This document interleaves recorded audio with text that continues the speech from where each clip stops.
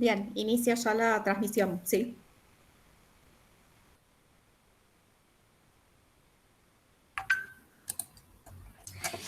Bienvenidos, les agradecemos muchísimo que estén participando de este conversatorio llamado Solidaridad Siempre, antes, durante y después de la pandemia, evento organizado por el Instituto de Formación Docente del Polo Educativo INPA. Para nosotros es un honor poder participar articulando actividades con la Universidad Nacional de San Martín y contar con la presencia de tan importantes expositores, que son referentes especializados en la materia tanto en Argentina como en Latinoamérica. Le paso la palabra a Alicia Zaraco, vicerrectora de los profesorados.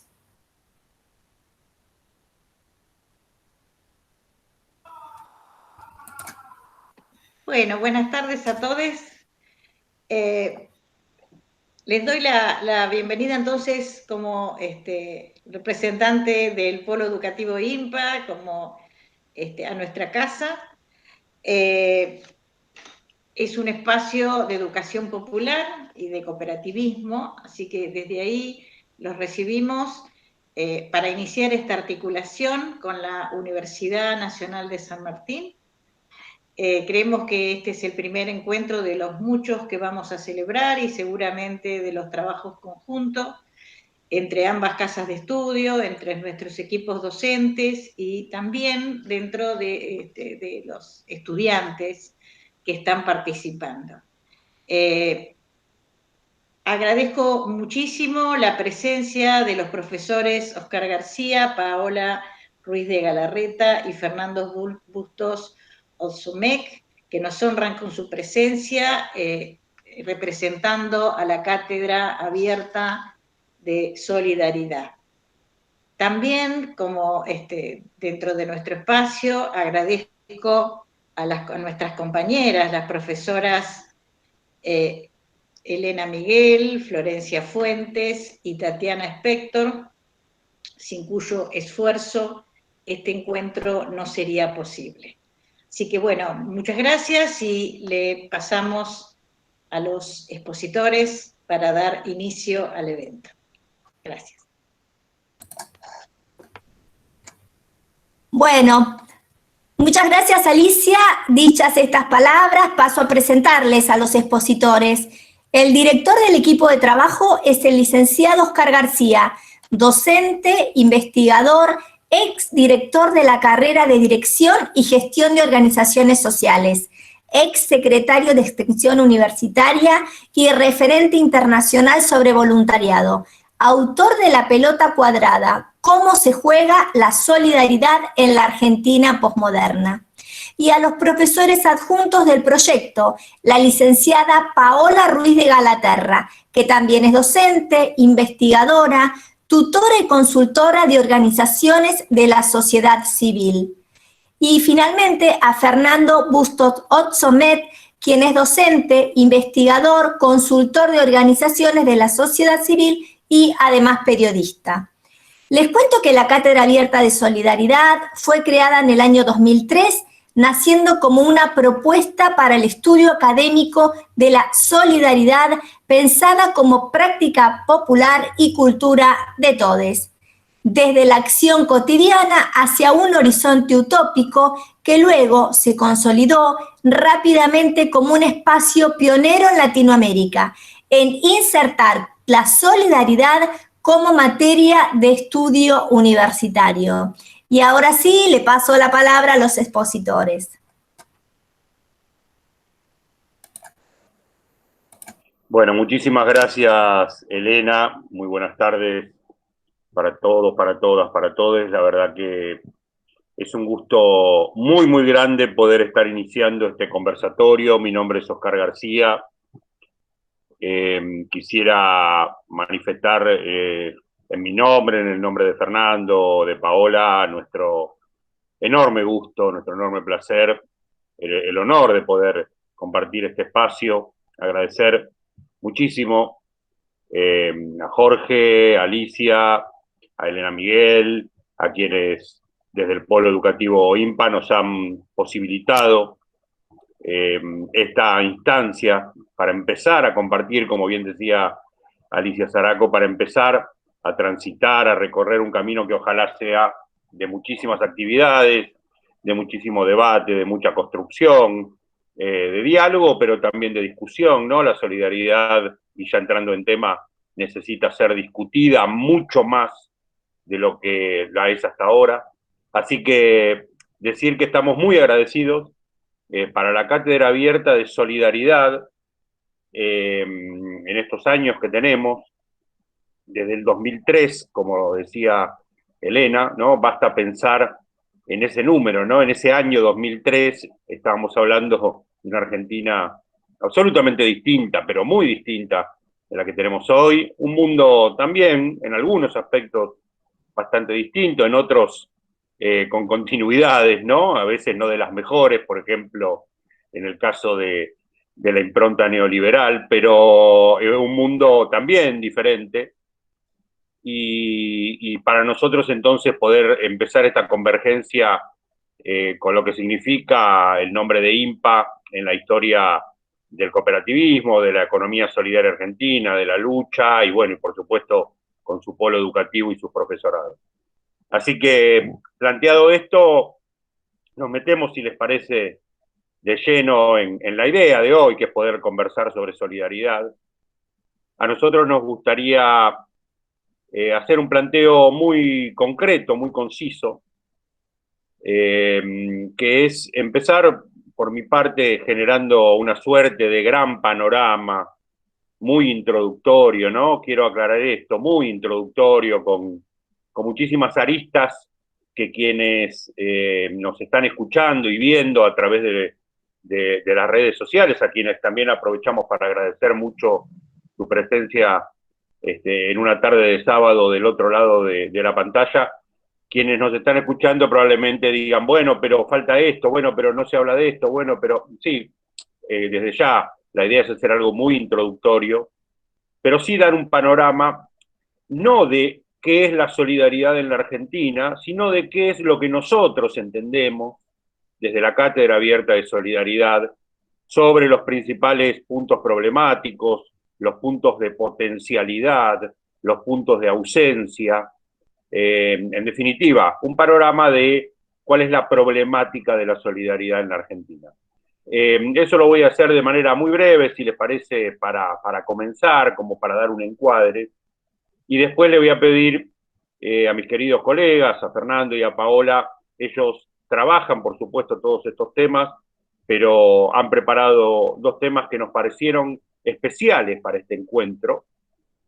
No son temas que abordemos en todos los encuentros, son temas, por supuesto, de nuestra agenda, pero los hemos pensado para este encuentro de manera muy particular y que tienen que ver, en el caso de Fernando, con lo que se conoce como buen vivir, solidaridad y buen vivir, y en el caso de Paola, con algo fundamental que viene a enriquecer el concepto mismo de solidaridad, que es el de sororidad, y que ella va a explicar de manera seguramente muy clara. Y tenemos también algo que está ligado al título de este conversatorio, y que no podemos y no queremos escapar, que tiene que ver con la cuestión pandémica, que nos remite a la coyuntura, a la actualidad, y hemos querido utilizar esta cuestión de la pandemia como una suerte de punto en el cual pivotar, ¿no? Con la idea de que la solidaridad está siempre, el tema y el problema es ver cómo está esa solidaridad, para qué está y quiénes la empiezan a tomar y a nombrar, y quiénes se quieren apropiar y para qué de esa solidaridad, pero la solidaridad está siempre, y por supuesto ese siempre incluye un antes de la pandemia, un durante la pandemia, algo que tal vez a nosotros, por supuesto, nunca se nos ocurrió, que alguna vez lo podríamos llegar a conceptualizar, y creo que la gran mayoría tampoco, que es la idea de solidaridad pandémica, ¿no? Entre todas las categorías que uno puede ir elaborando, categorías de las cuales, como sabemos, no hay que enamorarse desde el punto de vista teórico, sino que en todo caso la teoría tiene que medirse en función de su capacidad de interpretación crítica de la realidad, y si realmente no funciona de esa manera, ser desechada y cambiada por otra, al menos es lo que creemos nosotros, no estamos enamorados de ninguna teoría en abstracto, pero dentro de todas las categorías teóricas, nunca se nos hubiera ocurrido tener que categorizar algo que ocurrió y que podríamos decir que está ocurriendo todavía, que es la solidaridad pandémica, ¿no? Que tiene sus particularidades y algunas muy brevemente me gustaría mencionar. Y por supuesto, si hay un siempre y hay un antes y hay un durante la pandemia, habrá por supuesto una solidaridad después de la pandemia, una solidaridad pospandémica que tendremos también que reflexionar para poder construirla mejor. A mí me gustaría, si les parece, a quienes están compartiendo este espacio con nosotros, este conversatorio. Entonces, los conversatorios supone que tenemos presencia de conversadores y conversadoras, ¿no? Gente que va a tener ganas después, cuando abramos el debate, de conversar. A mí me gustaría proponerles a esos conversadoras, conversadores, un ejercicio muy básico, muy chiquito, que es que se imaginen que podemos ir construyendo una suerte de cuadro, de gráfico en una hoja en blanco, ¿no? Que puede ser apaisada, que puede ser vertical, como cada uno y cada una la elija, pero que vamos a empezar a llenar esa hoja, bueno, como un cuadro, ¿no? Como se hace una filmina de una diapositiva de un PowerPoint. En ese ejercicio, que lo estoy proponiendo simplemente, pero la idea es que el ejercicio sea una excusa para la charla, en ese ejercicio, en la parte superior de la hoja, recuadrado, como si fuera el título, a nosotros desde la cátedra nos gusta y creemos que hay que poner cultura de la solidaridad. Es decir, nosotros partimos de una idea de que la solidaridad es un concepto, por supuesto, desde ya, pero que nosotros lo tomamos desde un punto de vista cultural. Es decir, nosotros en la cátedra no hablamos de solidaridad a secas, sino que hablamos para empezar de cultura de la solidaridad, y después le vamos agregando, por supuesto, otros matices y otras adjetivaciones, como recién decía, solidaridad pandémica, etcétera. Por supuesto, solidaridad transformadora, etcétera, etcétera. Pero la cultura de la solidaridad, si la ponemos ahí en la parte superior de la hoja de esa diapositiva imaginaria, y la recuadramos, le hacemos un lindo recuadrito, de ahí tendrían que salir dos flechas cortitas, una para la izquierda y otra para la derecha, una para cada lado, que son las expresiones que para nosotros no conforman la cultura de la solidaridad, que no hay que confundirse, que cuando hablamos de cultura de la solidaridad no hablamos de esas dos cosas. No hablamos de la solidaridad como un sentimiento interno de la persona, como una cuestión emotiva, como una cuestión de esas que uno siente. Por supuesto que eso existe y es valioso, pero la cultura de la solidaridad no se resume y no se limita solamente a esa sensación, a eso, bueno, soy solidario porque la verdad me conmuevo fácilmente. No, bueno, la cultura incorpora otros elementos mucho más complejos. Entonces, nosotros respetamos y partimos de esa dimensión individual y hasta podríamos decir íntima de por qué una persona siente esas ganas de ser solidario o solidaria, pero no la confundimos con la cultura de la solidaridad, por un motivo muy sencillo, y es que ese ámbito íntimo, ese ámbito ligado a las emociones, ese ámbito donde lo único que cuenta es lo individual, es un ámbito que es muy difícil interpelarlo desde lo político.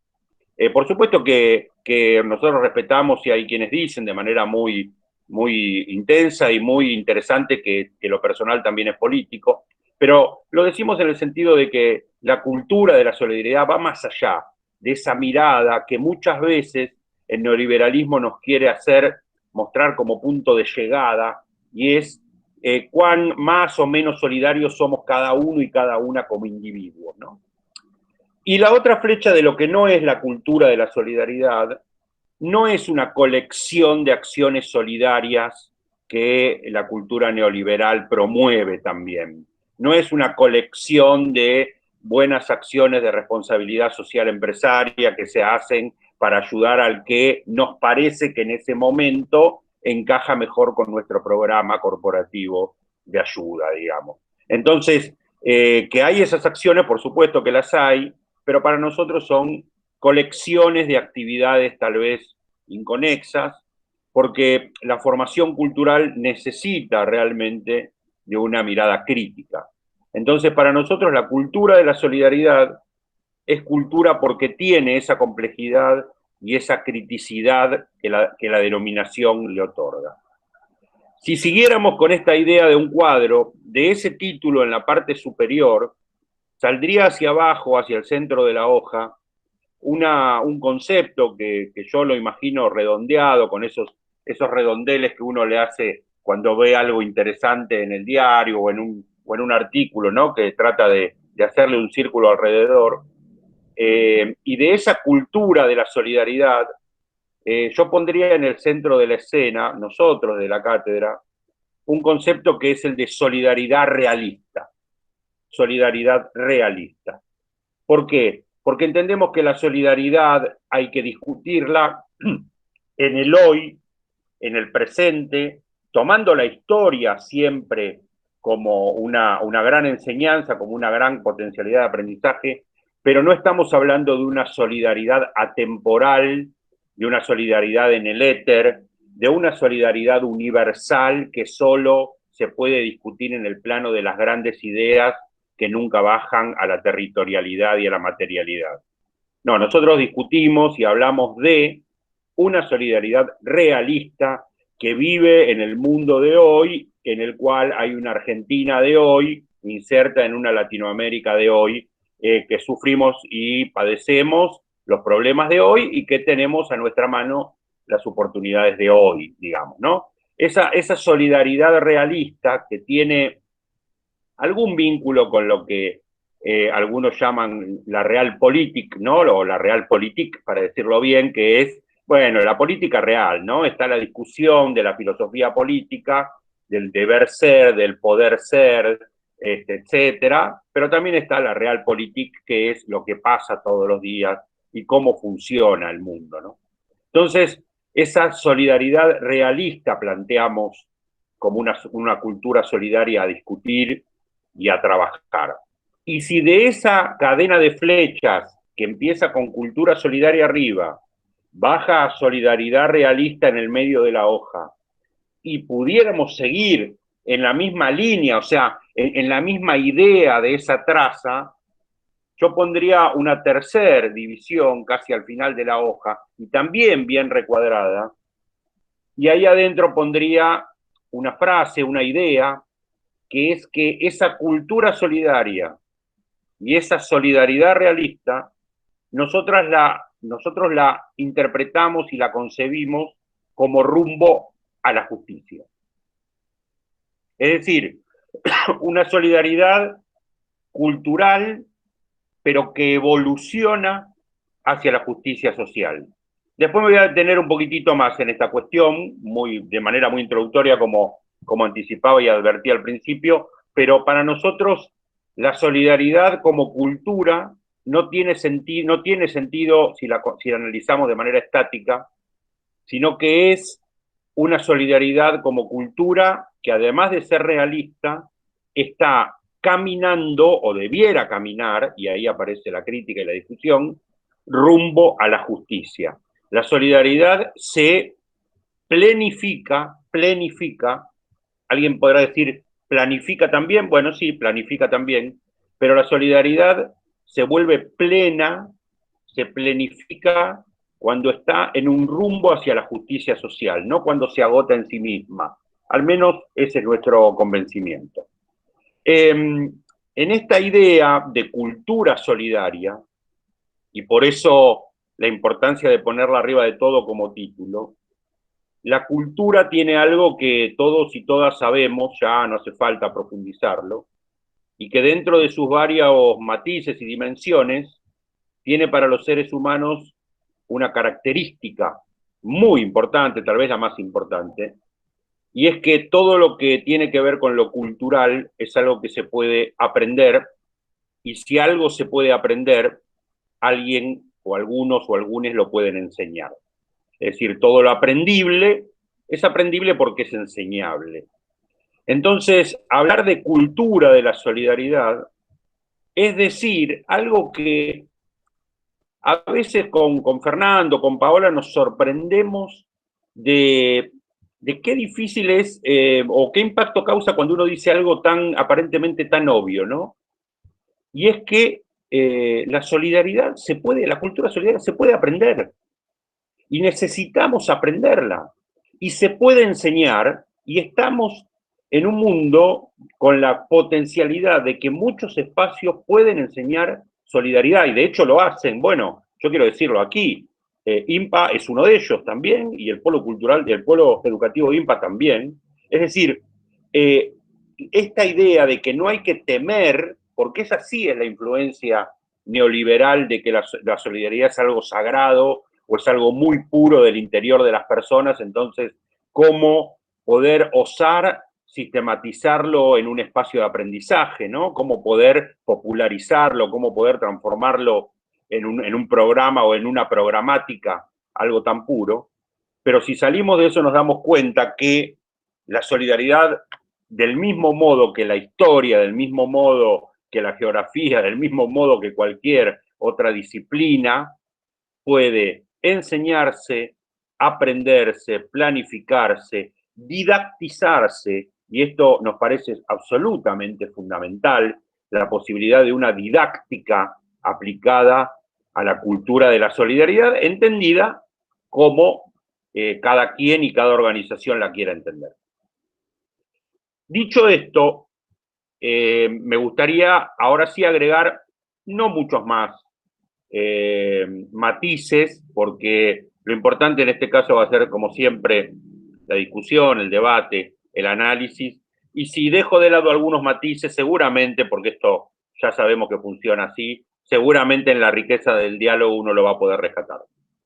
Pero para nombrar, sí, algunos de esos matices bueno, que nos parecen relevantes, empiezo mencionando algunos que, fíjense que todo lo que voy a mencionar ahora siempre está alineado con esta idea de un eje que empieza en cultura de la solidaridad, pasa por una una solidaridad realista y termina con la idea de rumbo a la justicia.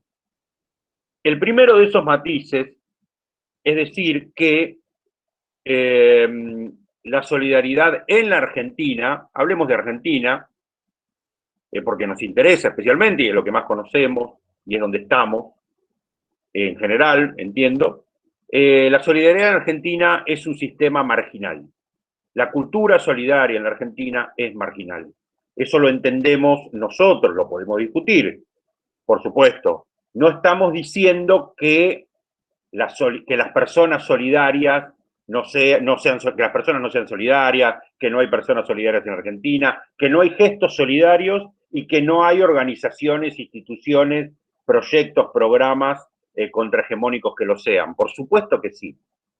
Pero todo eso, a nuestro criterio, todavía tiene un estatus marginal, no por vocación, sino por la dificultad que significa poder instalar la idea de una cultura de la solidaridad transformadora en un sistema hegemónico neoliberal, digamos, directamente, ¿no? Entonces, en la Argentina y en otros lugares del mundo, por supuesto también, pero estamos hablando de aquí, todavía la solidaridad representa como sistema un sistema marginal. Y entender esto nos parece que es muy importante, primero para saber qué es lo que estamos discutiendo, de qué hablamos cuando hablamos de solidaridad, para no confundir y creernos que tenemos alguna posibilidad hegemónica de lucha. Cuando digo posibilidad hegemónica de lucha, no digo que no tenemos alguna posibilidad de lucha. Por supuesto que la tenemos y la estamos dando. No tenemos ninguna posibilidad hegemónica de lucha que la interpreto como subirnos al ring pretendiendo una igualdad con el sistema hegemónico, ¿no? Por supuesto que eso no sucede. Entonces, sirve para eso y sirve también para construir un análisis crítico de la solidaridad, sabiendo que estamos dentro de un sistema marginal. Cuando digo que hay un sistema hegemónico global, mundial, y lo denominamos neoliberalismo, ahí lo complejizamos un poquito más y no avanzamos por esta idea de que sea introductorio, pero por supuesto tendríamos aquí una avenida por la cual dispararnos a una profundización de análisis. Ese sistema hegemónico global, como bien plantea Boaventura de Sousa Santos, que por supuesto es uno de los autores que trabajamos muchísimo, él no habla de un solo sistema, o en todo caso habla de un sistema que, según en sus palabras, él lo plantea sobre la base de lo que él llama los 3 unicornios, ¿no? Y la idea de los unicornios es que son estas figuras fantásticas que se necesitan, sin ser iguales, se necesitan las 3 entre sí para poder seguir sosteniendo este sistema hegemónico global. Esos 3 unicornios son el capitalismo neoliberal o neoliberalismo, el segundo unicornio es el patriarcado y el tercer unicornio es el colonialismo. Neoliberalismo, patriarcado y colonialismo, que no son la misma cosa, que se pueden analizar específicamente en profundidad de manera distinta, que corresponde analizarlos con categorías distintas, los 3, sin embargo, conforman, unidos, sostenidos entre sí, este sistema global. Cuando se trata de luchar contra uno de esos 3, por ejemplo, cuando hablamos de la lucha contra el patriarcado, tenemos que también luchar contra los otros 2. Tal vez no con las mismas herramientas, seguramente no con las mismas categorías conceptuales, pero hay un tándem que conforman neoliberalismo en tanto sistema económico y de producción de subjetividades, como dice Jorge Alemán, el patriarcado y el colonialismo. Bien, en esta solidaridad marginal, en esta solidaridad que en la Argentina todavía no forma parte de la estructura de funcionamiento de sus instituciones públicas, por ejemplo, de manera central, es muy importante construir alternativas que empiecen a generar comunidades donde se proteja a los que y las que trabajamos y que necesitamos la solidaridad, sea por una cuestión de convencimiento, sea por una cuestión de situación de vulnerabilidad, sea por una cuestión de situación vital. Es muy importante que la cultura de la solidaridad, aún siendo marginal en términos de hegemonía, pueda construir alternativas, pueda construir formas de funcionamiento que se puedan visibilizar, que tal vez no sean totalizadoras, que tal vez tengan muchos huecos, que tal vez tengan muchos recovecos que ordenar, pero que puedan ir mostrando que hay formas alternativas solidarias de hacer las cosas que el neoliberalismo o no hace porque no le interesa o las hace mal definitivamente, ¿no? Entonces, en ese sentido, que la solidaridad sea marginal como sistema, si bien consideramos que es una debilidad, porque no nos permite luchar mano a mano contra el neoliberalismo, sin embargo, eso no impide que sea un espacio de construcción, de autonomías, de construcción de una mirada diferente, ¿no? Y tenemos que proteger, tenemos que cuidarnos entre nosotros y nosotras, los que estamos en el mundo y la idea de una solidaridad transformadora, cultural, etcétera, para protegernos de, bueno, por supuesto, ya sabemos los enormes embates de la cuestión de estos 3 unicornios. Menciono 2 cuestiones periféricas más y, por supuesto, doy paso a mis colegas.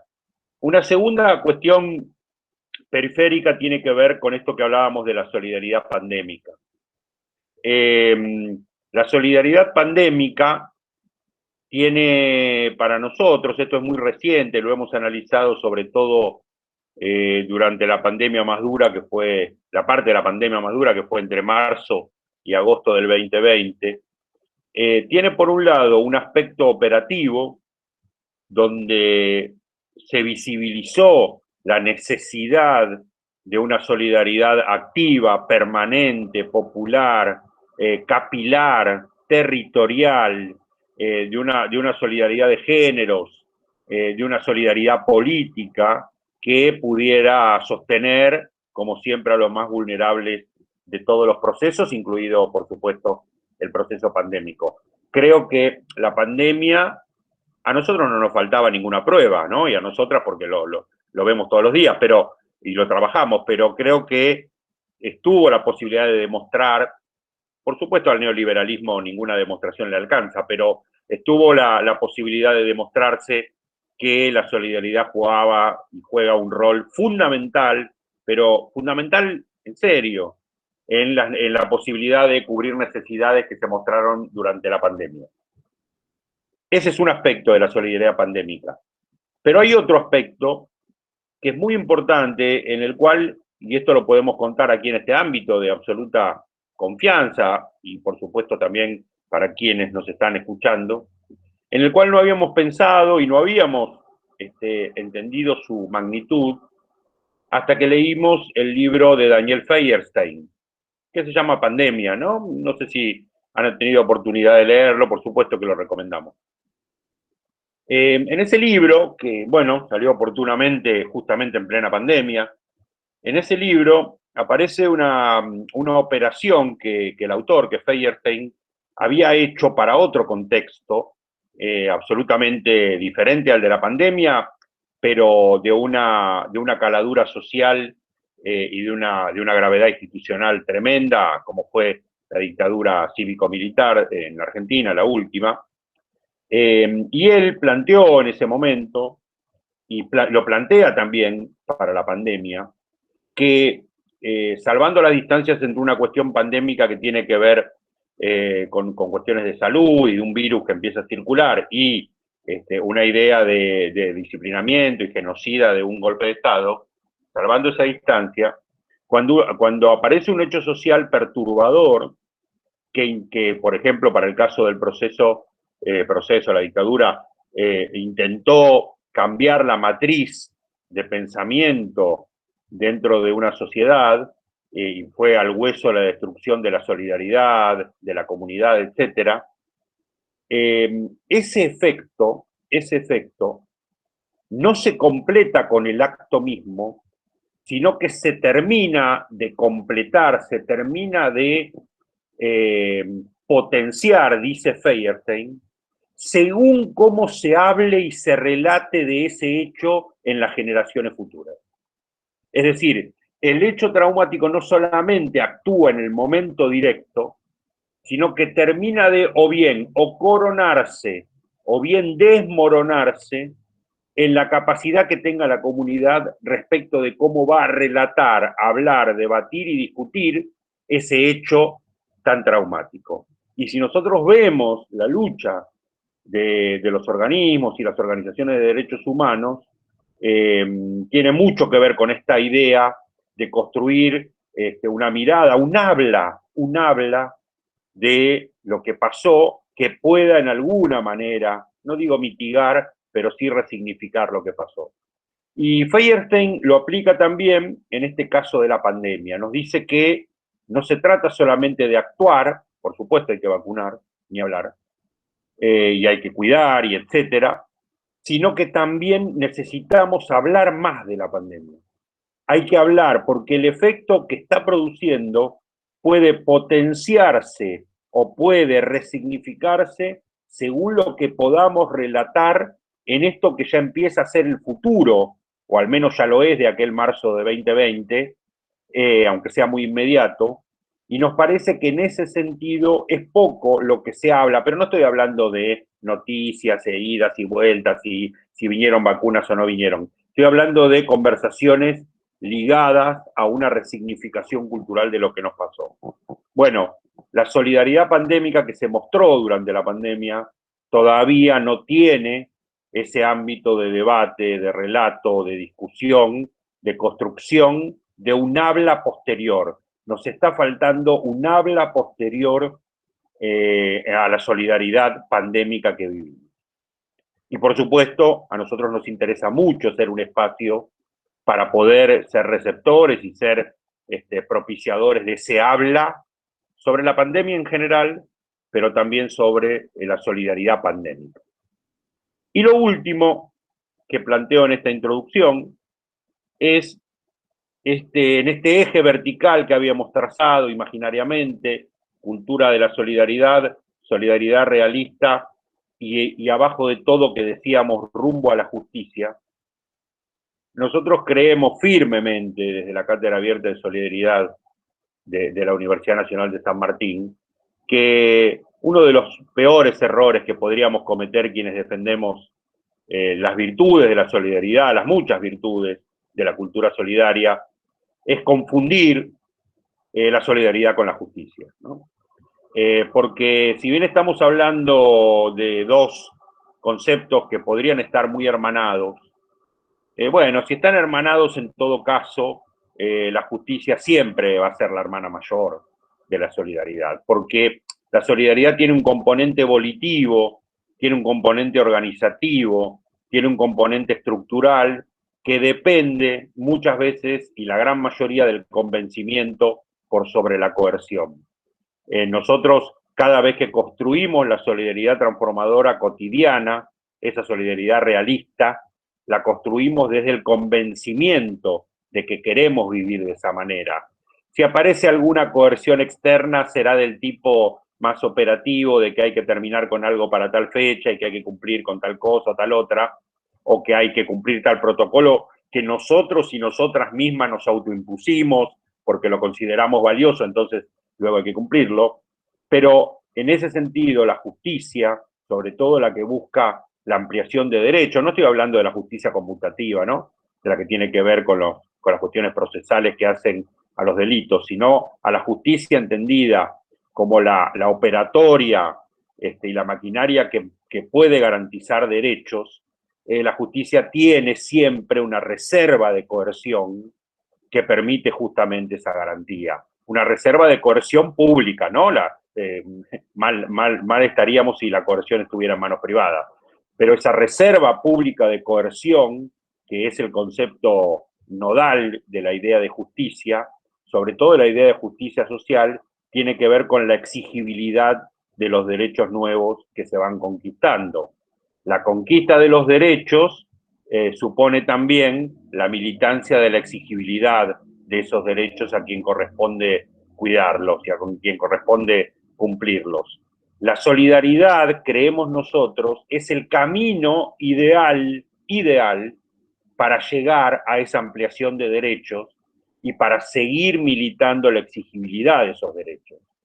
Porque la solidaridad logra la ampliación de derechos y quien dude de esto, seguramente no en este conversatorio, pero quien dude de esto que mire la campaña por el aborto público, legal, gratuito. Entonces ahí, como gran botón de muestra de la historia argentina, y así sucederá porque quedará, creo yo, inscrito así en la historia argentina, podrá mostrar cómo la solidaridad, hablo de este ejemplo como uno, no del único de ella, cómo la solidaridad puede ir rumbo a una justicia después de muchos tropiezos, de muchos avatares, de mucha construcción política.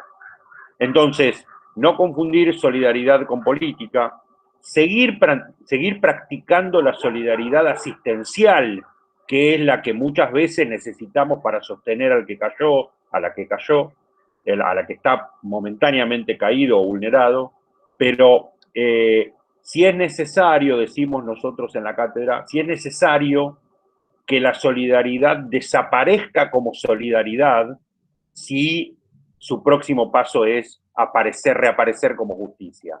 No nos tenemos que preocupar por la pérdida de prácticas solidarias si esa pérdida es porque se han convertido en prácticas de justicia social. Porque nuevas prácticas solidarias van a venir. Esa recreación de nuevas solidaridades no nos tiene que preocupar, no nos vamos a quedar sin ámbitos solidarios que por el hecho de que la justicia haya incorporado eso en su nueva lógica, que es distinta a la lógica de la solidaridad. Bueno, por supuesto que habría muchas cosas más para profundizar. Creo que me he tomado hasta demasiado tiempo, si se quiere.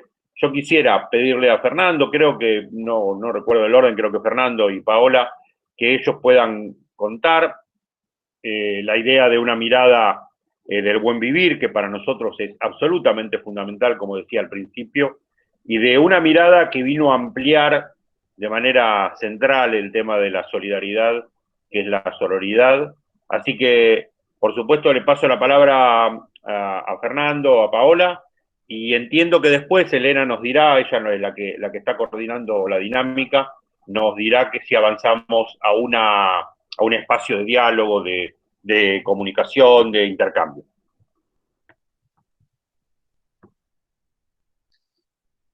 Bueno, ante todo, primero saludar porque es un privilegio y es un honor personal poder compartir este espacio con dos movimientos que son muy cercanos a mí, ¿no? Que es el movimiento de las empresas recuperadas y la educación popular. Son dos movimientos que vengo siguiendo con simpatía, con curiosidad y con mucha curiosidad y con mucho estudio, siguiéndolo desde hace mucho tiempo, incluso en instancias de militancia también, en algún momento que la salud me lo permitía. Así que un gusto poder compartir hoy todos juntos. La idea que había pensado para compartirles hoy está muy entrelazada con lo que acaba de contarles Oscar, y no estaba planificado. Por esto de la pandemia y algunas actividades que tuvimos en la semana pasada, estuvimos trabajando muy de manera autónoma, ¿no? Pero con esa coincidencia de criterio que tenemos de conocernos y venir trabajando en la cátedra desde hace mucho tiempo. Así que los cuadros que tengo para compartirles, directamente vamos a pasar al segundo, porque el primero forma parte de lo que ya habló Oscar. Lo que tengo trabajado le puse como título: la solidaridad es una cultura dialogante. Y pasamos al otro, al que se llama sentido común de la modernidad. Y justamente la idea de dialogante tiene que ver con que necesita la solidaridad para convertirse en transformadora como umbral de la justicia a la que se refería Oscar, y no quedarse en un catálogo de actividades inconexas y sueltas que de alguna manera terminan siendo funcional, aunque necesarias para atender las emergencias, termina siendo funcional al sistema hegemónico que la creó, porque de alguna manera salva las papas calientes y no se pregunta a uno cómo se llegó a esa situación. Entonces el sistema se fortalece porque esconde sus defectos y a su vez se mal muestra, falsamente se muestra eficiente, que no lo es. Entonces decimos que una solidaridad transformadora, una cultura de solidaridad transformadora, necesariamente es dialogante. En primer término, porque dialoga con sí mismo, en esto de hacer una autocrítica de los actos entre su praxis y su pensamiento, eh, para poder garantizarse ese aspecto de transformación hacia una sociedad mejor, una sociedad más justa y más igualitaria y más inclusiva. En ese sentido, también tiene que dialogar con el sistema hegemónico, con el que se contrapone la solidaridad como sistema alternativo debe conocer el sistema al cual se va a oponer para poder deconstruirlo, para poder criticarlo. Y en la deconstrucción también lo que se plantea es diferente a derrumbarlo, deconstruirlo, es ir desarmándolo en la manera inversa a cómo se fue armando, para poder ver todos los mecanismos. Eso quiere decir conocer cómo funciona el sentido común de la modernidad, que es el sistema vigente, ¿no? Y en este sentido, con sumo respeto y con un poco de vergüenza, lo que planteo es, de manera arbitraria, estudiar y analizar esa modernidad desde tres unicornios un tantito diferentes a de Sousa Santos, porque comparto con él la idea de un análisis del patriarcado, la pata más antigua, que es un sistema de pensamiento milenario que es anterior a la modernidad, pero que se recicla. Cada vez que cae una era, la Edad Media, el oscurantismo, se recicló y sobrevivió y pasó de la Edad Media a la modernidad con diferente ropaje, pero el patriarcado está aún vigente. Y el capitalismo sí es un sistema moderno que nace con el iluminismo, como una idea alternativa, como hoy es la idea de la cultura de la solidaridad, porque el sistema productivo era otro, era el feudalismo. Pero a la mitad de la modernidad, o sea, hace 300 años, con las revoluciones, llámese Revolución Industrial, Revolución Inglesa o Revolución Francesa, la revolución política y jurídica, ¿no? El capitalismo se convierte en la idea hegemónica que desplaza al feudalismo. Pero tiene más de esos 200 años de hegemonía, tiene los 300 años anteriores de disputar la hegemonía al feudalismo. Eso que también se recicla. Y la otra pata, pongamos lo que decía de Sousa Santos, que es el colonialismo, arbitrariamente pongámoslo para este análisis dentro del capitalismo. La tercer pata, que también es una idea que va naciendo con el iluminismo, que podríamos llamarlo positivismo científico, algunos lo conocen como racionalismo instrumental.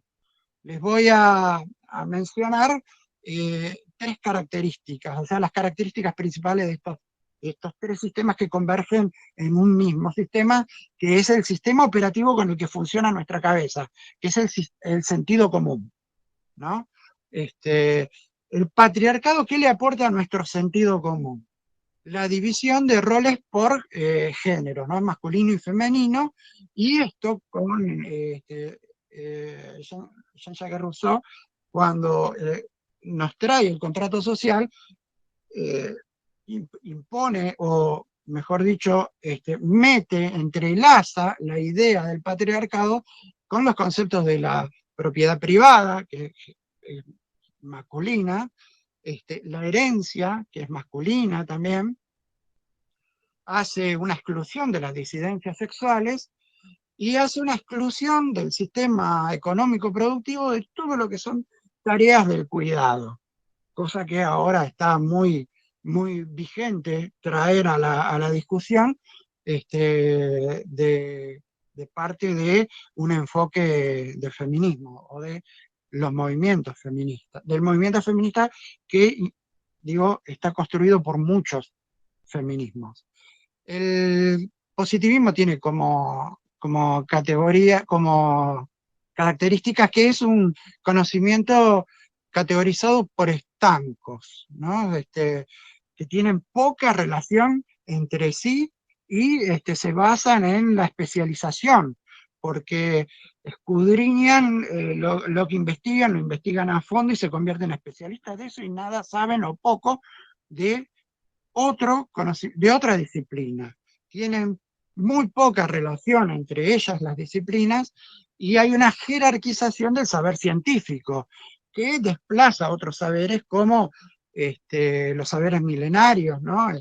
Los filosóficos, la filosofía política, por ejemplo, porque jerarquiza la ciencia política, pero no la filosofía política. Y deja de lado también todos los conocimientos metafóricos, que son la mitología, la ética, la moral, la religión, el conocimiento espiritual también, ¿no?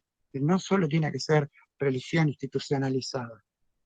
Y hace un escaso abordaje holístico del conocimiento, o sea, no relaciona las disciplinas, no relaciona los objetos de estudio. Y siempre está orientado ese conocimiento hacia la ciencia práctica a través del empirismo, que es la observación, todo lo que no se puede cuantificar por la observación, por la experiencia, parecería hacer que no existe. Eso forma parte de nuestro sentido común, dejar de lado todo lo que no se pueda demostrar, dejar de lado todo lo como un conocimiento de baja categoría o popular en el mal término, ¿no? La medicina alternativa, por ejemplo. Y el capitalismo, que está basado en el paradigma de la escasez y por lo tanto lo que genera es una dinámica de competencia entre las unidades productivas, empezando desde la familia, ¿no? Es un principio que está desarrollado en las ideas protestantes, calvinistas, de hace 200, 300 años, cuando se convierte el capitalismo en hegemonía. ¿Cuáles son esas ideas que trabajan en el sentido común? El trabajo, la idea del ahorro, de ser disciplinados y de ser austeros en el consumo, el tema de la innovación para el desarrollo, el tema del mérito personal y de la igualdad de condiciones. Son todas ideas que lejos están de que sean principios reales del capitalismo actual, de cómo funciona, pero operan en el sentido común como verdades legitimadoras de lo que es el capitalismo de hoy. La normalidad de este capitalismo la pensamos también en tres maneras de poder estudiarlos, que no necesariamente son tres etapas diferentes de capitalismo en términos cronológicos, porque si bien lo son, el capitalismo inicial, el clásico, el productivo, luego el capitalismo financiero y por último el capitalismo digital, podemos decir que hoy en esta etapa de capitalismo digital todavía es hegemónico el capitalismo financiero, aunque pensemos que el capitalismo del siglo XXI es emergente, todavía no ha desplazado al financiero, y mucho menos al capitalismo productivo, pero digamos que operan simultáneamente, en diálogo permanente, y es por eso que decimos que es también necesaria la cultura de la solidaridad, dialogue con este capitalismo y lo pueda deconstruir. Una de las características, como decíamos, del capitalismo productivo es que su legitimidad está en hacernos creer que el capitalismo actual funciona con esos paradigmas. Y uno de los paradigmas, podemos nombrar tres, que son los que sostienen ese capitalismo, son estigmatizaciones. Una es la democracia capitalista, o sea, pensar que el capitalismo básicamente tiene una dinámica democrática y que del otro lado, enfrente de ellos, tiene una utopía de izquierda, de buenas intenciones que son irrealizables, o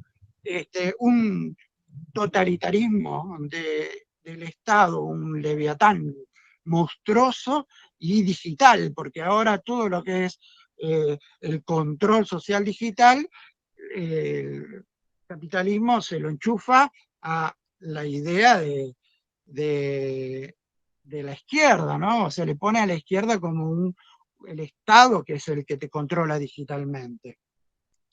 El otro paradigma que sostiene el capitalismo es la del patriarcado, ¿no? Que lo defiende, dice, no, el patriarcado hay que ayornarlo, pero es un concepto natural. El hombre tiene un rol, la mujer tiene otro rol, eso está dado por la naturaleza y por la cultura de tantos años de que el hombre es así y ya está, ¿viste? Porque del otro lado, ¿qué tenemos? Tenemos la misandria, ¿no? Que tenemos la persecución al varón, lo que algunas dicen feminacismo, ¿no? Y por último tenemos el concepto de que la ciencia es el saber y lo que tenemos enfrente es el oscurantismo, la fe o el fanatismo religioso y manipulador. En términos del concepto financiero, decimos que la política subordina a la economía, porque nos presenta una subordinada a la economía. Digo que el capitalismo nos presenta una política que se tiene que dedicar nada más que a la gestión y a la administración de los recursos. Y le pone un límite muy fuerte a la democracia porque el capitalismo actual funciona a través de acuerdos bilaterales entre los estados y las multinacionales, que son instituciones privadas no gubernamentales, que se manejan de una manera no democrática, porque la democracia es una persona, un voto. Y el capitalismo global hoy lo que presenta es que el Estado está limitado por los convenios que tienen con las multinacionales privadas y las multinacionales toman decisiones en función de un voto, una acción, o sea, por el capital aportado. Entonces, de esa manera, las decisiones globales que nos afectan a todos están tomadas por organismos que toman decisiones en función del capital que aporta. Cada capital es el que toma la decisión de las cosas que hay que hacer. Y por el otro lado, el capitalismo financiero funciona con dos premisas básicas. Una es la combinación del Big Data, que es la acumulación de los datos de todo nuestro accionar en las redes y en la vida, porque la vida también está digitalizada,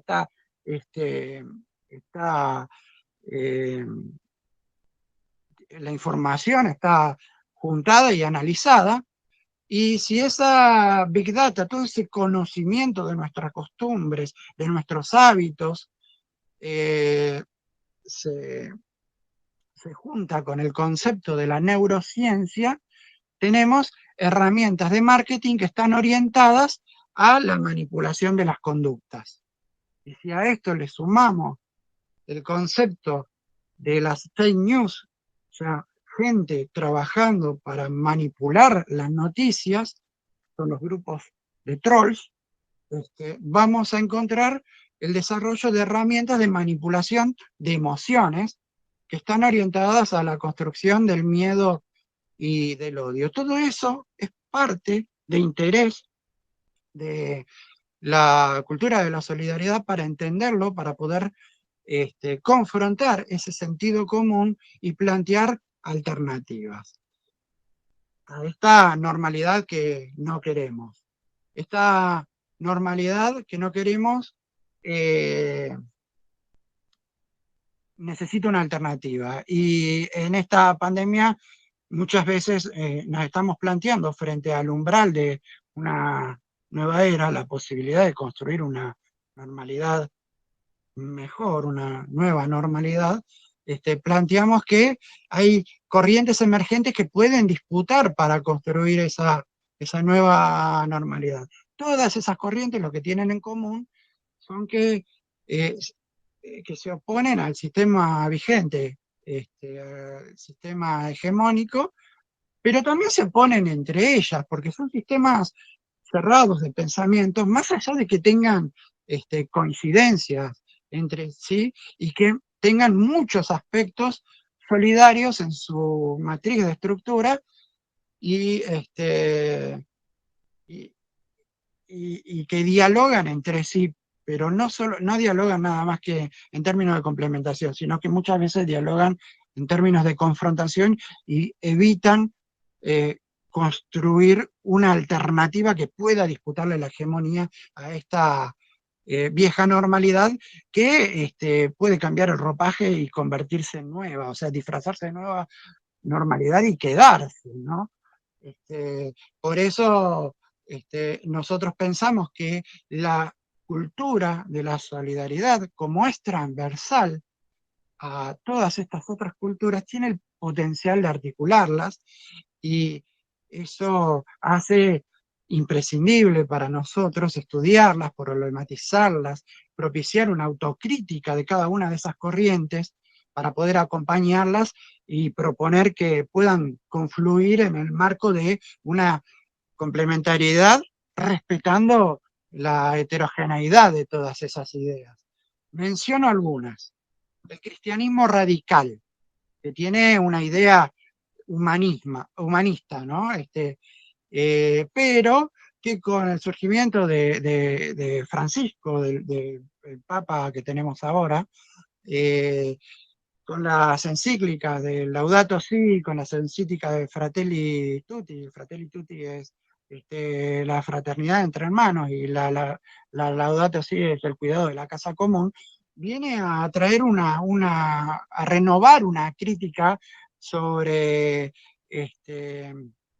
la necesidad de tener una mirada ecológica y una mirada de la solidaridad como una cultura anti-descarte, como una cultura del encuentro, diría el Papa, ¿no? Tenemos todos los socialismos por marxistas y en esos podemos mencionar a los antiimperialistas, a los populismos, a la filosofía de la liberación, a la teología de la liberación, y también tenemos corrientes geopolíticas multilateralistas, movimientos ecológicos y movimientos globalifólicos, y corrientes emancipatorias, como ya les dije, la filosofía de la liberación, pero también hay corrientes descoloniales, como por ejemplo la Sur-Sur Global, que mencionaba Oscar a de Sousa Santos, ¿no? Pero sobre todo también hay una emergente cultura que es ancestral, pero que se empieza a estudiar ahora desde la academia, porque si bien es una cultura milenaria, estoy hablando del Suma Causay, un término quechua, y el Suma Camaña, que es un término aymara, que traducido sería buen vivir o vida en plenitud, son filosofías, cosmovisiones, mejor dicho, ancestrales, andinas, que al llegar a la academia hace 20 años, empezó a actualizarse con un idioma, un lenguaje más accesible, para poder proponerles estas ideas al mundo, llevarlas a Europa y hacerlas dialogar con estos otros socialismos y otras corrientes. Y no podemos dejar de lado también la corriente africana, que es lo mismo, es una cosmovisión ancestral que se conoce como Ubuntu. También hay otras filosofías orientales. Tienen en común que se diferencian al cristianismo radical, que son ecocentristas, no ponen al hombre en el centro, sino que ponen a la naturaleza y la consideran a la naturaleza como un organismo vivo. Es importante para para el ámbito de los que estudiamos y los que nos dedicamos a la cultura de la solidaridad, entender que estamos ante una situación, una oportunidad histórica de plantear, proponernos como un eje de articulación para todas estas ideas, y consideramos en este sentido que la educación es una de las estrategias. Y en ese sentido entendemos que enseñar y aprender solidaridad es no solo hablar, sino también escuchar. Es escuchar a los movimientos sociales, escuchar a las ideas populares acerca de lo que es la práctica de la solidaridad, porque aprender solidaridad y enseñar solidaridad es vivirla también. Y en ese sentido lo que proponemos nosotros es un lindo término que sacamos de esta como visión del buen vivir, que es el sentipensarnos juntos. Dejamos abierto para las preguntas, indagar un poquito más sobre el concepto de las cosmovisiones del buen vivir que Oscar decía que íbamos a hablar, y bueno, no fue tan central lo que hablé sobre el buen vivir. Así que, bueno, hasta acá con lo que tenía para compartirles, y gracias. Dejamos a Paola con el concepto de sororidad. Bueno, buenas tardes otra vez a todos y muchas gracias por la oportunidad de estar compartiendo con ustedes esta tarde y este momento. Partimos, como nosotros utilizamos mucho el término solidaridad y veíamos que en los discursos del feminismo aparecía el término sororidad equiparado al de solidaridad femenina, nos dijimos, bueno, aparte, bueno, como planteo de Oscar, ¿qué hay escritos o qué podemos definir como sororidad para no caer nosotros mismos en la construcción aparente o en utilizar el término solidaridad, como bien lo plantea Oscar en muchos de sus textos, como un abonamiento que se usa a cualquier cosa que se le pone el término solidario? Al final parece que cobra de golpe bondad, honestidad, transparencia. Entonces, la idea era no caer nosotros mismos en eso, y bueno, busquemos por qué a sororidad se le pone como sinónimo solidaridad femenina. Entonces, investigando, primero me encuentro con que no todo el feminismo usa el término sororidad, y además, porque bueno, los feminismos también no es un movimiento que, si bien no es nuevo, es muy antiguo, pero bueno, tuvo sus distintas épocas, sus distintos avatares, y no es uno, sino que son varios, están en construcción, en evolución permanente. Entonces, bueno, cada uno sigue su línea. Del mismo modo, hay quienes utilizan el término y hay quienes no. De hecho, una de las autoras que, bueno, yo hago referencia en el texto, que es una filósofa argentina que trabaja mucho sobre el tema, que dirigen y manejan el portal Economía Feminita, de hecho rechaza el término solidaridad femenina porque dice no quiere que nosotros apelemos a un concepto como que fuera algo propio, natural de la mujer, que con determinadas actividades lo que hay que hacer es despertarlo y fomentarlo y volver a caer en la trampa de que es algo propio, natural de la mujer y no que es algo a construir. Bueno, después bueno, vemos que hay muchas referencias, se viene reclamando, por decir de algún modo, la existencia, la necesidad de un término que se oponga a fraternidad como algo proveniente de hermano, de un término que apela directamente al hombre. Entonces, la necesidad de un término que hablara desde el lado femenino de la mujer, de la hermana. Entonces, bueno, en el texto están detallados esas distintas significaciones. De hecho, bueno, recién en el 2018 la Real Academia Española lo toma de verdad como un término a utilizar. Y a mí me pareció que era el más interesante para desarrollar el que usa esta misma autora. Bueno, perdón, Marcela Lagarde es la que, digamos, la que teóricamente mejor o más se ha dedicado un tiempo a esta parte a trabajar sobre el tema específico, o es una feminista, es una política, antropóloga mexicana que trabaja en general sobre el feminismo, pero que se ha dedicado a trabajar el tema sororidad. En el texto está la definición que ella le da, pero a mí me interesó mucho una pequeña frase que usa Suárez Tomé, que es pensarse en colectivo. Porque si hay algo que hemos visto que, o sea, plantea el término para ella, es empezar a pensar como la sororidad como un pacto político entre mujeres. La posibilidad de vincularse, más allá de las diferencias que estos distintos feminismos tienen entre sí, de poder unirse en pactos políticos que pueden ser coyunturales.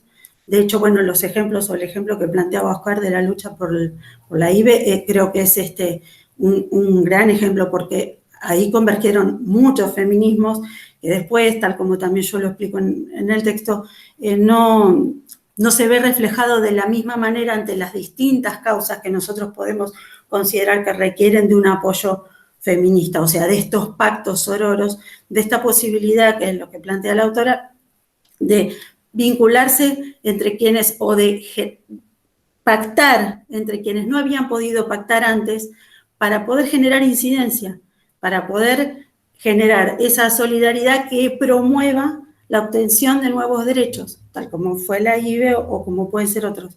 Pero creo que esa es la manifestación más clara de la existencia, de la posibilidad de la existencia de estos pactos que dejen de lado los distintos feminismos. Y que es algo totalmente a construir, porque la idea no es que sea justamente algo natural propio de cada, sino aprovechar, utilizar, respetar fundamentalmente las experiencias de estos distintos colectivos, potenciarlos, que haya una sinergia entre ellos como para lograr esta incidencia.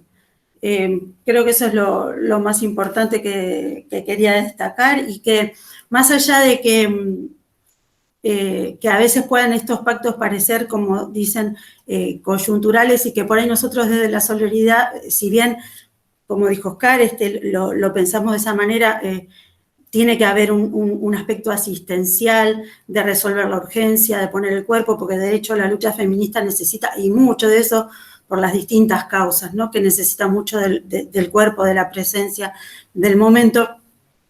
Eso no nos tiene que llevar a determinados momentos que no hacen más que después obturar la posibilidad de una lucha estructural, porque si vamos estos actos que decíamos de elegir cuál es la causa que vamos a apoyar y no las otras, o de ciertas manifestaciones, como se explica en el texto, que por ahí la principal reacción que se busca es la punitivista o la espectacular, o incluso llegando a la violenta o la agresiva. Lo único que logramos es desarticular la verdadera posibilidad de generar una construcción estructural del feminismo, que es lo que se busca a través de estos pactos.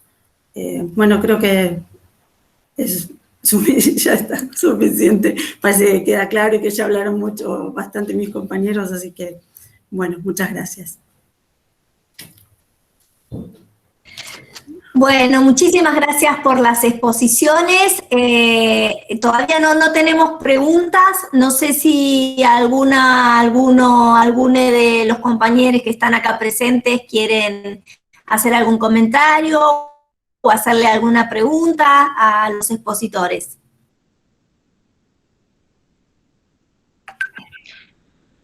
Sí, puede ser. Para la compañera que acaba de hablar. Quería, tomando el concepto de sororidad que trabajó, quería consultarle cómo imagina ella articular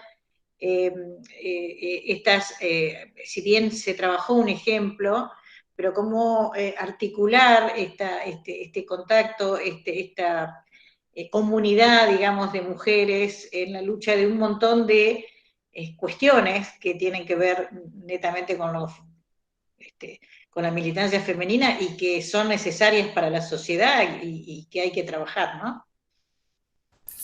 Mira, yo creo que fundamentalmente es que nosotros lo venimos conversando, por más que no sea una causa y sea feminista, pero no nos identifique, lo principal es, creo, empezar por respetarla. Uno no está de acuerdo, pero bueno, acompaña, aunque sea desde el silencio, porque en el texto se habla específicamente, se ha hablado mucho en este tema esta semana particularmente, la autora que está citada, ella, Luciana Pecker, lo expresaba en su Twitter, que cuando ella comparte algún texto en particular, lo que más recibe son ataques y no el apoyo ni la lectura de las compañeras feministas. Entonces, por ahí son acciones muy básicas, muy sencillas, que puede parecernos que es una tontería, por ahí un like en un Twitter o algo, pero si ella, que es una referenta, que es conocida, ante una publicación sencilla, y aparte que sabemos que no es una persona que va a publicar cualquier cosa, sabemos que tiene un bagaje atrás, que lo investiga, que lo difunde habitualmente. Si ella no tiene el respaldo, entonces, ¿qué puede esperar una mujer o lo que fuere que esté sufriendo algo más grave? Entonces, me parece que empezar por algo tan básico como, primero creo que, aunque me parece fundamental y va con acompaña el concepto de solidaridad transversal. Podemos no estar de acuerdo o no compartir o no ser en la línea que nosotros trabajamos o en la que militamos, pero de mínima no agredirlo, no atacarlo, no menospreciar, no desprestigiarlo, sino por ahí sencillamente el silencio. Y después, bueno, hay luchas mucho más activas que son, bueno, la pandemia no lo permite, ¿no? Pero por ahí poner el cuerpo. Pero me parece que ese ejemplo de ella, de por lo menos que las lean, a las que ponen la cara, las acompañen y bueno, en todo caso que las defiendan también, ¿no? Parece que es un paso chiquitito que es accesible a cualquiera, para empezar. Sí, justamente coincidente en esa línea fue la pregunta, porque uno ve que, a ver, si hablamos de violencia de género, según quién sufre la violencia de género, hay grupos que se solidarizan y hay otros que absolutamente no. Incluso se escucha a mujeres hablar de otras mujeres en tonos que son tradicionalmente lo que si lo dijera un hombre lo acusaríamos de un montón de cosas, ¿no? Bueno, lo que hablamos en el texto es que una de las cosas a deconstruir es la misoginia, porque entre mujeres no estamos acostumbradas a competir más que a defendernos entre nosotras, porque esa es la estrategia. Defendidas no podemos, divididas, atacándonos entre nosotras, desde cómo estamos vestidas, si está gorda, si está flaca, lo que se puso. No podemos construir nada, no podemos pactar nada, aún desde la diferencia. Entonces, bueno, me parece que, insisto, básico, sencillo, respetarnos y respetar el camino de la compañera. Creo que Oscar quería decir algo. Sí, no, muy brevemente, porque también veo que Jorge ha levantado la mano. Muy breve lo mío, que es aportar, y gracias a Alicia por la pregunta y la respuesta de Paola, que me parece clave, el abordaje que ha planteado. Plantear tres cosas muy básicas, muy chiquititas. La primera es que todos y todas y todos sabemos que existe y hemos visto lo que se llama la cultura de la cancelación, ¿no? Y esa es una cultura multigéneros, y multiclases, y multiprocedencias y multidestinos, digamos. Entonces también hay mucho de eso, por un lado. Lo segundo es que la cultura de la solidaridad, para ser transformadora, proviniendo de ser marginal, tiene que disputar, luchar contra un sistema absolutamente más superior, más grande, y ahí se expone mucho, estamos muy expuestos, ya de por sí estamos expuestos. Entonces, si esa exposición casi intrínseca de cuando uno sale a la lucha, le sumamos la cuestión interna, bueno, se pierde muchísimo, ¿no? Lo cual no significa debatir.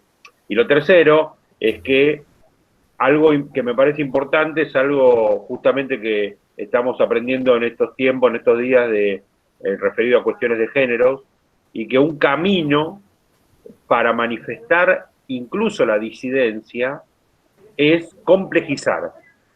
Es decir, que es lo contrario de cancelar, ¿no?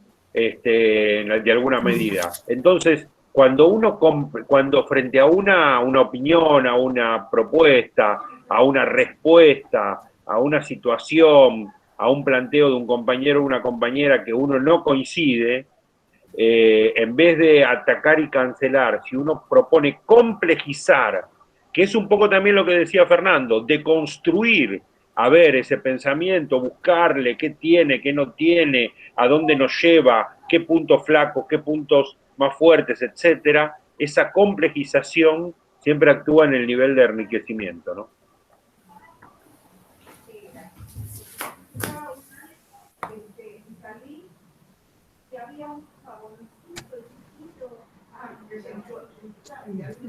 ¿Puedo hablar? Muchísimas gracias, Oscar. Y ahora sí, Jorge, si querés hacer el comentario o una pregunta. No, comentario y pregunta, las dos cosas.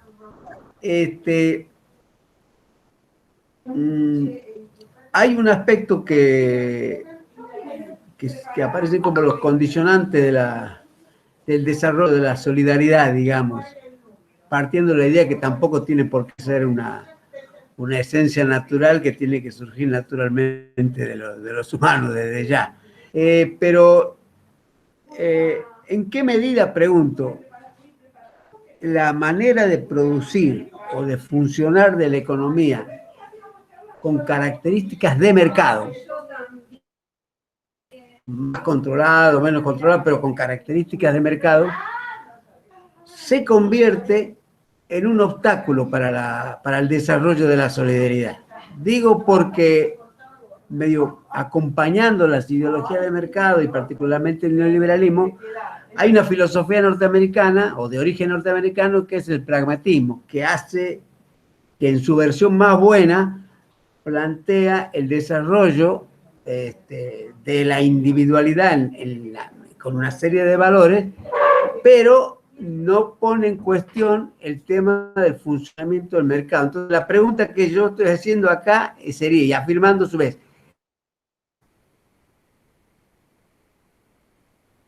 no es necesario avanzar el modelo de producción de mercado o valorar de manera fuerte el tema de la planificación. Por ejemplo, en el caso de la empresa recuperada, cuando su propio desarrollo implícitamente llevaba el desarrollo de la propia solidaridad. ¿Se entiende la pregunta? Estoy diciendo el papel que juega el mercado como la instancia económica que gobierna la ideología liberal, no aparece realmente como el desarrollo de la sociedad. Y en todo caso, si la solidaridad se desarrolla, sigue en una gran lucha por otros caminos, buscando resolver por otros caminos. En todo caso, en el caso de las empresas recuperadas, en experiencias micros ha sido importante. Pero esto, más o menos, no sé si se entiende lo que quiero decir. Sí, sí, por supuesto que se entiende, Jorge. Me permito hacer, una respuesta muy de mucha aproximación, ¿no? No de profundización por una cuestión de formato también que estamos transitando, pero no solamente eso, sino de la complejidad que tiene una posible respuesta a lo que planteas, que me parece central, absolutamente. Evidentemente, la idea de un neoliberalismo que actúa como factor hegemónico, no ya solamente en lo económico, sino también en lo actitudinal, en lo vital, en la generación, sí, ahí Fernando muestra el desafío de las finanzas solidarias.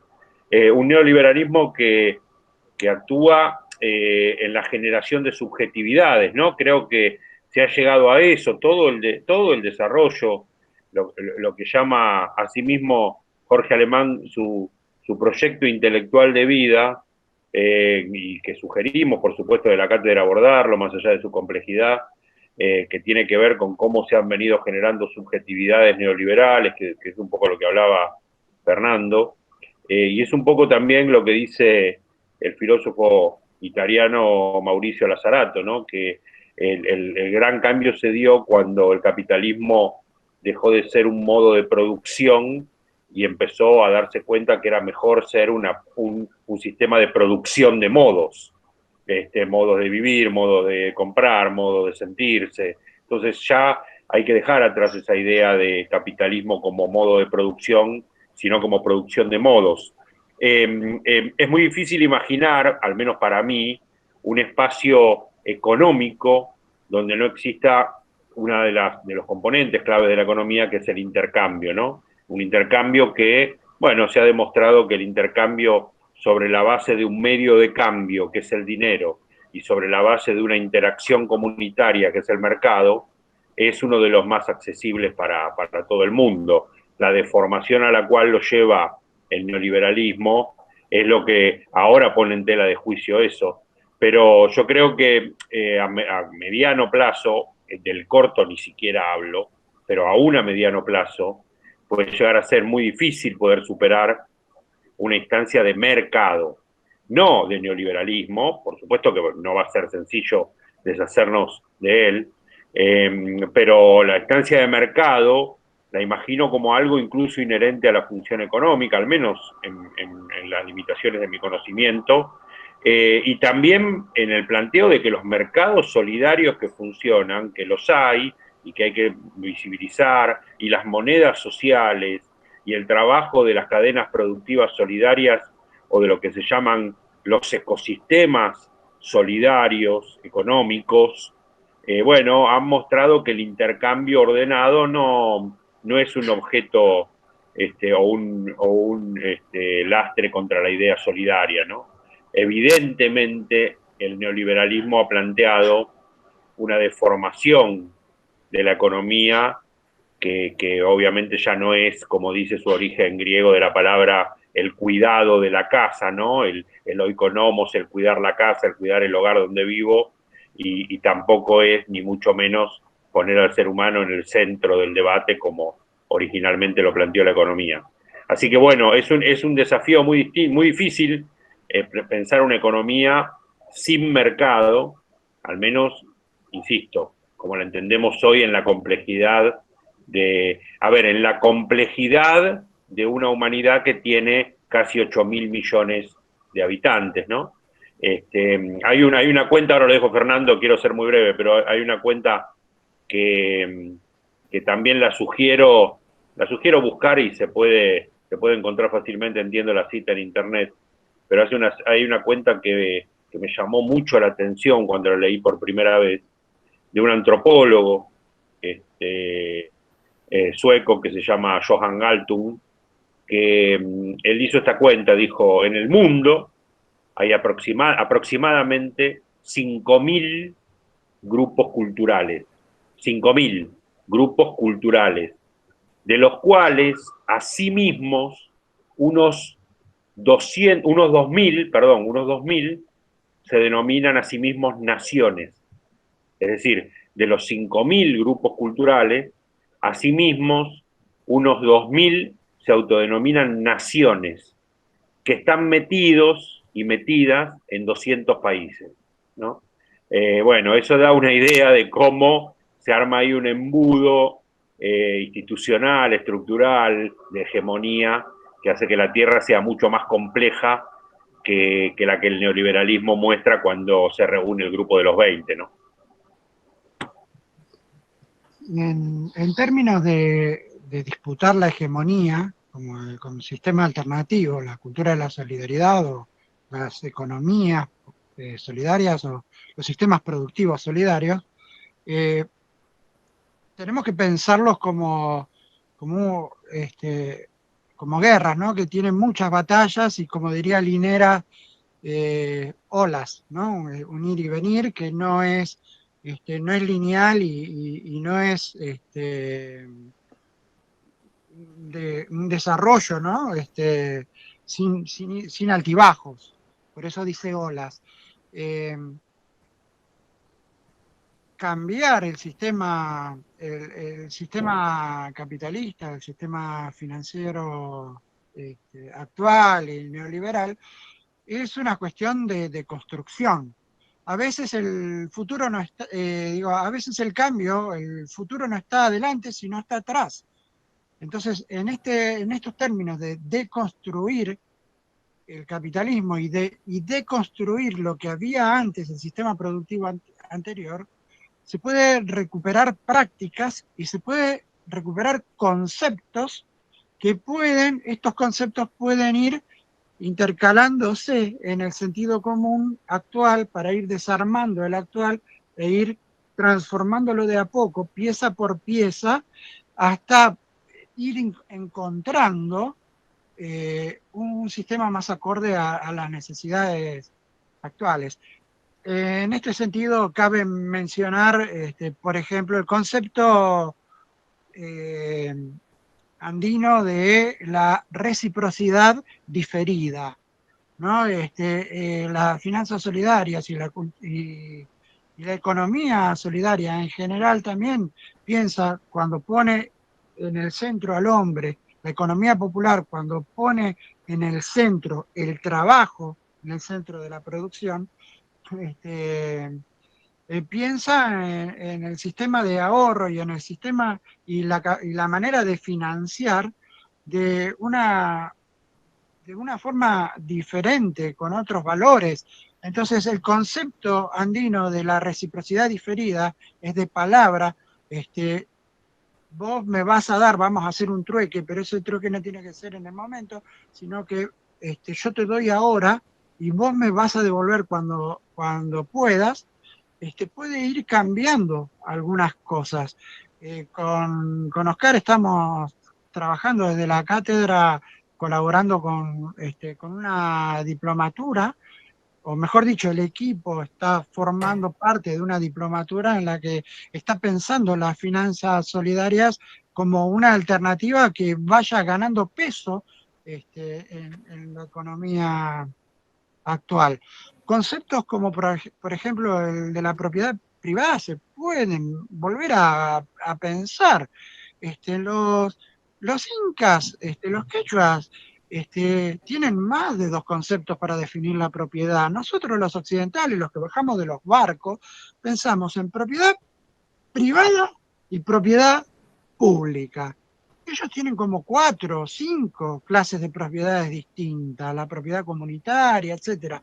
Recuperar esos conceptos que están vigentes porque no son hegemónicos, pero están en el sentido popular de las migraciones que vienen de los pueblos profundos de la Argentina y de los países hermanos. En su sentido común está eso, la minga, el concepto de la minga de los guaraníes, ¿no? De que todo se hace en las casas, como los menonitas, ¿no? Cuando te casás, todo el pueblo te hace tu cabaña. Son conceptos que se pueden ir implementando progresivamente hasta transformar una sociedad. Algún día, Dios quiera, limitemos el concepto de la herencia para limitar también el concepto de la acumulación en pocas manos.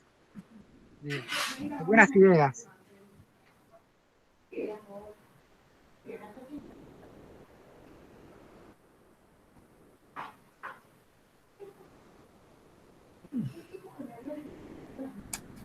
Muchas gracias Fernando.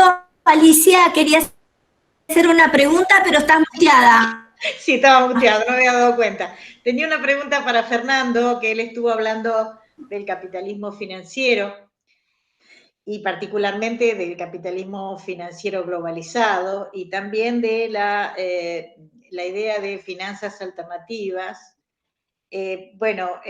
Enfocándolo desde ese lugar, uno ve que el capitalismo financiero globalizado está ajustando cada vez más la distribución del ingreso y lo está concentrando terriblemente, al mismo tiempo que la financiación siempre es mucho más posible para los grandes grupos concentrados que para las pequeñas pymes y las empresas que quieren nacer. Entonces, lo que quería preguntarle es si ve alguna opción o alguna posibilidad de tomar un enfoque diferente del riesgo en la colocación del dinero, así como actualmente el riesgo se considera desde la posibilidad de pago o no pago, y esto hace que las empresas chicas tengan que pagar muchísimo más de tasa de interés. Si es posible trabajar desde un concepto nuevo de finanzas, de más solidario, trabajar un riesgo medioambiental, por ejemplo, de modo tal que una empresa minera a cielo abierto pague mucha más tasa de interés que una empresa que trabaja cuidando los efluentes, o sea, producción limpia, digamos, o un riesgo social, digamos, que la empresa, de modo que la empresa que contrata muchos empleados pague menos tasa de interés para financiarse que una empresa, no sé, que se dedica a las finanzas, a los seguros y que trabaja con una, o que está toda robotizada. O sea, si es posible atacar los paradigmas financieros para entrar a generar otro tipo de lucha, digamos, que sea un poco más igualitaria, porque con el nivel de concentración que se está dando en la realidad, cada vez más los esfuerzos van quedando en declamaciones y cuesta mucho llevarlo a la realidad. Sí, todo es posible. En principio, hay que empezar por la voluntad política, y para la voluntad política lo que se necesita es consenso social, o sea, que la gente esté de acuerdo en apoyar estas cosas. Y para eso el primer paso es de la deconstrucción de los sentidos comunes. Entonces, en ese sentido se puede ir avanzando. Yo no soy un especialista en finanzas, ahora lo dejamos a Oscar que va a profundizar, que sabe más de esto que yo. Pero lo que se me ocurre proponer es, teniendo en cuenta de que hay un montón de cuestiones que el capitalismo no le pone, no le pone inventario, no les pone precio, llevarlos a esto. Y vos mencionabas, ¿no? El riesgo social, la ambientación. Mirá, en Costa Rica desde hace mucho tiempo, que es chiquito como Tucumán, 2/3 del territorio es virgen porque hay selva, y esa selva la paga el mundo. Las Naciones Unidas le da una renta a Costa Rica para que no toque eso, para beneficio de toda la humanidad. En el feminismo estamos discutiendo ahora el tema de la economía del cuidado. ¿Por qué las prácticas del cuidado no tienen un precio? Pongámosle un precio. A veces van cambiando las cosas. Y por supuesto lo que se va a referir Oscar ahora, que son los sistemas de finanzas solidarias y los círculos cerrados de microcréditos que si se difunden y se hacen un poquito más macro, pueden llegar a disputarle a las finanzas clásicas. Te dejo, Oscar, que vos sigas.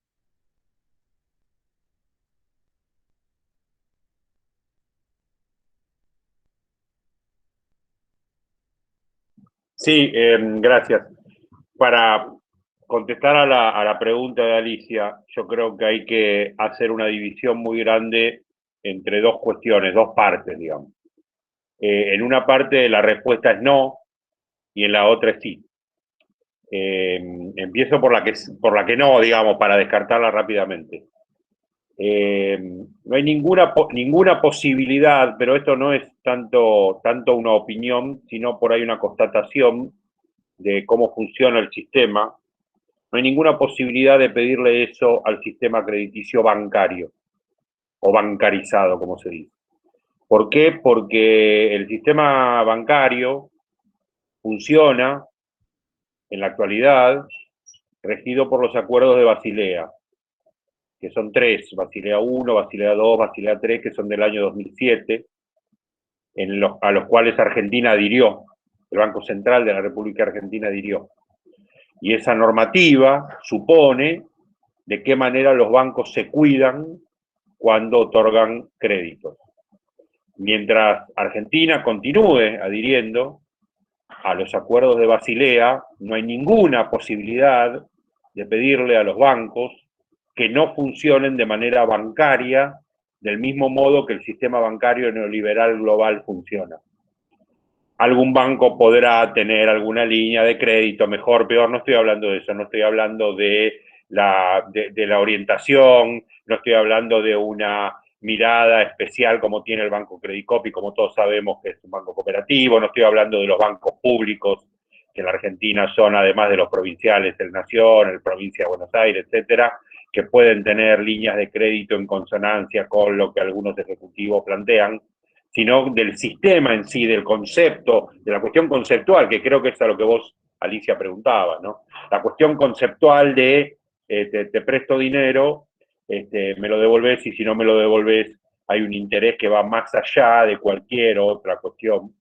Y fíjense que interesante, los bancos, bueno, esto lo sabemos, ¿no? De Bertrand Russell para acá funcionan con el dinero que nosotros y nosotras les proveemos, ¿no? Que los propios clientes le damos para que lo presten con esas condiciones. Fíjense qué interesante es esta transposición de sentido. A mí me parece que, no me quiero ir por las ramas, pero justamente en este neoliberalismo que es una producción de modos, una de las principales operaciones es la operación que se llama la operación ideológica de la transposición de sentido. Nosotros y nosotras, con nuestro dinero, que los que tenemos y el trabajo, cobramos y lo tenemos bancarizado, con ese dinero, más allá de nuestras ideologías, los bancos lo prestan a la ideología de Basilea. Entonces, en ese sentido, para superar esa cuestión del crédito bancario bajo esa normativa, esa es la columna del no se puede, aparece la columna del sí se puede, que tiene que ver con cómo generar sistemas de crédito y ahorro popular. Acá aparece un tema clave: ahorro popular y crédito popular, que se conocen como finanzas solidarias, donde no hay paradigma de Basilea que valga, donde se puede construir una nueva mirada solidaria de a quién darle, para qué darle, cómo darle, con qué frecuencia, con qué garantía, con qué beneficio, con qué incentivo, etcétera. Es decir, la finanza solidaria como una herramienta de la economía solidaria, popular, social, como una forma de poder capitalizar el poco, mucho, poquito o muchísimo ahorro popular que pueda ponerse en circulación. Y además, y me extiendo a esto porque es muy importante, no solamente el ahorro popular y el crédito popular, sino también el medio de pago popular, es decir, el dinero popular, es decir, la moneda social. El dinero funciona porque hay un gran acuerdo en que los que estamos en el mercado y las que estamos en el mercado aceptamos ese acuerdo, y por eso vale el billete, más allá de cuestiones macro. En pequeños mercados, esto es un poco una vuelta a la pregunta que hacía también Jorge, ¿no? En su momento. Cuando se puede conformar un mercado más pequeño, un mercado donde la pequeñez tenga que ver con una identidad solidaria, se puede empezar a hacer circular una moneda social, una moneda solidaria que permita cubrir, si no todo, una parte de las transacciones que se da dentro de ese mercado. Y eso es algo fundamental, porque en la construcción de esa moneda propia, la mirada es la propia, la mirada es la que se consensúa entre los compañeros y compañeras que forman parte de ese mercado. Esto es algo que no hay que descartarlo conceptualmente. El financiamiento bancario actual tiene el techo de Basilea. Y eso no va a cambiar a menos que haya, como dice Fernando, y como decimos siempre, a menos que haya alguna suerte de cambio radical paradigmático a nivel mundial, que hoy no se ve, ¿no? ¿Y cómo haces dentro de ese concepto, considerando que estás hablando de intermediación entre la oferta y demanda del dinero, para no quedar encuadrado dentro de la ley de entidades financieras? Porque es muy interesante también la pregunta, y la agradecemos, porque ahí aparece una cuestión muy importante, que no es solo semántica, que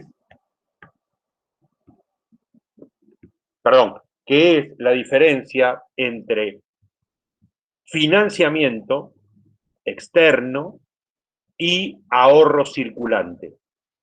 Entonces, el ahorro popular puede circular generando financiamiento, pero sigue siendo ahorro. el banco te financia externamente, donde no considera que forma parte de tu proyecto, y ahí aparece la cuestión de la cuestión financiera. Por ejemplo, los fondos rotatorios que provienen de la Ley Nacional de Microcréditos, ustedes saben que existe la CONAMI, la Comisión Nacional de Microcréditos, existe el FONCAP, el INAES ha hablado hace poco de la posibilidad de empezar, ha salido en las noticias, en las redes, a la posibilidad de empezar a considerar líneas de créditos no bancarios. Bueno, justamente esa es la idea, ¿no? El otorgamiento de créditos que no estén regidos por las normativas bancarias, en el sentido de que se pueden conformar sistemas de ahorro solidarios que no vayan más allá de los grupos que lo conformaron, ¿no? Esas son experiencias que están funcionando, los banquitos de la buena fe, que probablemente muchos de ustedes conozcan también en algunas provincias. No, es muy importante porque es una parte de la economía solidaria que no siempre se había abordado. Por supuesto se había abordado la producción solidaria, el consumo solidario, el intercambio solidario, etcétera, y las finanzas solidarias todavía, más allá de que hay organizaciones pioneras y que los primeros inicios de estas miradas fueron del año 2006, en la provincia de Buenos Aires sobre todo, bueno, tiene un potencial enorme, enorme, e insisto con esto, mientras se pueda conformar un mercado, por más pequeño que sea, por supuesto que si es muy pequeño, menos poderoso va a ser, menos capacidad operativa va a tener, pero mientras se pueda conformar un mercado formado por personas y o instituciones u organizaciones que a través de la confianza mutua genere acuerdos propios de un medio de pago, se puede crear también una moneda social que incluso, incluso no quiero profundizar en cuestiones técnicas, que incluso esa moneda social, la entrada a esa moneda social se puede hacer generando un ahorro con moneda circulante, digamos. Es decir, poniendo, por ejemplo, 10.000 pesos, la moneda circulante en Argentina, poniendo 10.000 pesos se puede obtener un número determinado de esa moneda social que empiece a circular, la creación de moneda. Fíjense qué interesante lo que estamos planteando. La creación de moneda que no tiene valor más allá de ese mercado, pero que puede estar respaldada por la moneda circulante, y la suma de esa moneda circulante sí se puede poner a ser rotatoria para generar créditos para comprar insumos por fuera de ese mercado construido. Y esa moneda creada puede servir para formar parte porcentual, seguramente menor, de las compras y ventas que se haga entre los miembros de ese mercado. Esto es algo que no, por supuesto que tiene una complejidad operativa, pero la complejidad operativa hoy está prácticamente saldada en un 100% por la digitalización, por los sistemas computarizados que la hacen absolutamente accesible. Lo que se necesitan son espacios económicos donde haya bienes y servicios que intercambiar. Hoy ni siquiera se necesita que esa moneda social sea un papel, de ninguna manera, no hace falta. Y bueno, esto es algo que está absolutamente en discusión y también con algunas propuestas, ¿no? Y además está circulando, hay algunos proyectos que ya funcionan.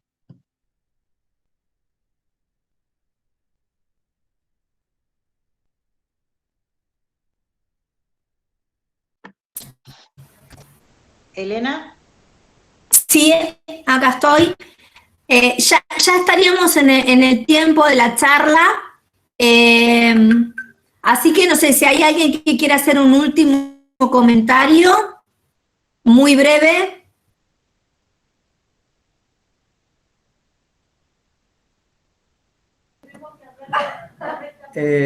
No, a mí puedo hacer un último comentario. Elena.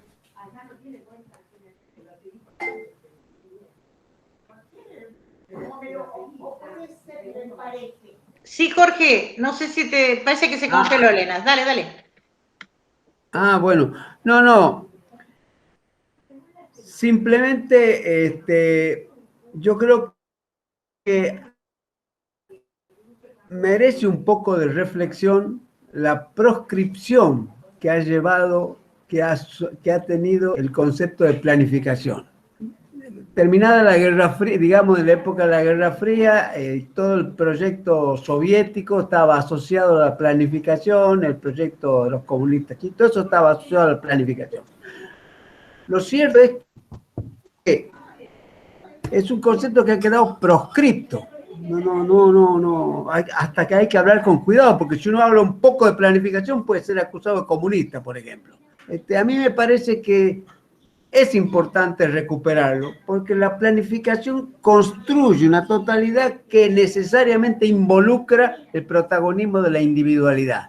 No es la individualidad que decide ser solidario con nosotros, sino solidariamente en el plano intelectual se construye la propuesta planificadora que necesariamente implica el protagonismo solidario de cada uno de los que están integrados.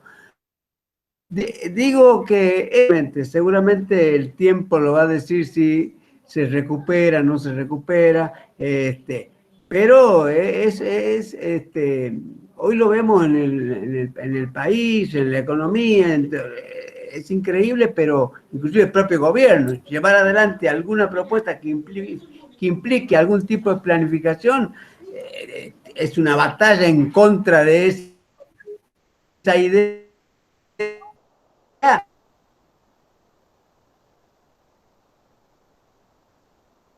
brutal. Entonces, en ese sentido, simplemente como reflexión fundamental, las finanzas solidarias, que hoy el único...